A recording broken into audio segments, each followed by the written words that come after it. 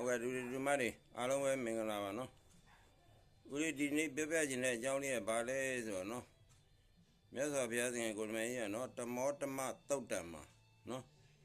တမောတမသုတ်တံမှာပြဆိုထားတယ်အဲ့ဒီလူအမျိုးအစား၄မျိုးရှိတယ်တဲ့နော်အဲ့လူမျိုးစား၄မျိုးကိုဦးလေးကနည်းနည်းပြောပြမှာနော်တစ်ကအမောင်ထဲကလာပြီးတော့အမောင်ထဲကိုပြန်နေတဲ့နော်တစ်ကအမောင်ထဲလာပြီးတော့အမောင်ထဲကိုပြန်နေဆိုတော့ငရဲတို့တိရစ္ဆာန်တို့ပြိတ္တာတို့အဲ့လိုဘဝတွေသူကလူဘဝတွေကိုခဏရတာနော်အဲ့လိုရလာတဲ့အခါကျတော့လူဘဝလေးမှာကောင်းကောင်းမနေတော့တခါလဲနော်ကောင်းကောင်းမနေထိုင်မဲနဲ့ဘုရားကိုစော်ကားတရားကိုစော်ကားသံဃာကိုစော်ကားလူကြီးမိဘကိုစော်ကားတဲ့အတွက်နော်သူကပြန်ပြီးတော့နော်ငရဲတိရစ္ဆာန်ပြိတ္တာအတူတကယ်ကိုပဲသူကပြန်သွားတယ်တဲ့နော်အဲ့တစ်ကနော်အမောင်ထဲကလာတဲ့အမောင်ထဲပဲပြန်နေတဲ့နော်နှစ်ကအမောင်ထဲကလာတဲ့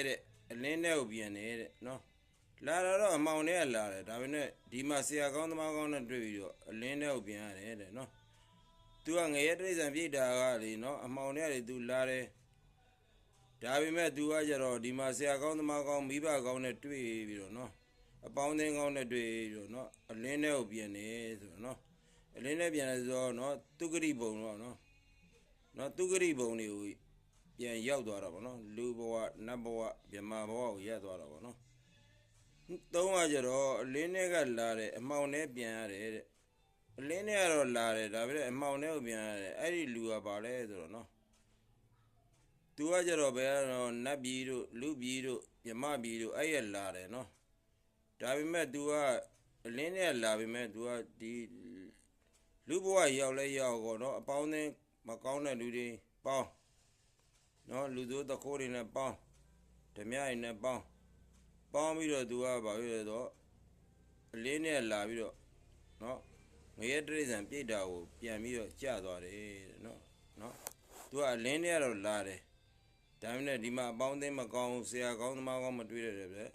အမှောင်ထဲကိုပြန်ရတယ်တဲ့နော်လေးရကြတော့အလင်းနဲ့ကလာတယ်အလင်းထဲကိုပြန်နေတဲ့နော်အဲ့ဒီလူကြတော့အလင်းနဲ့ကလာတယ်နော်သူကကြတော့သူဂရိဘုံတွေကလာတယ်နော်လူနတ်ဗြဟ္မာဆိုတဲ့နော်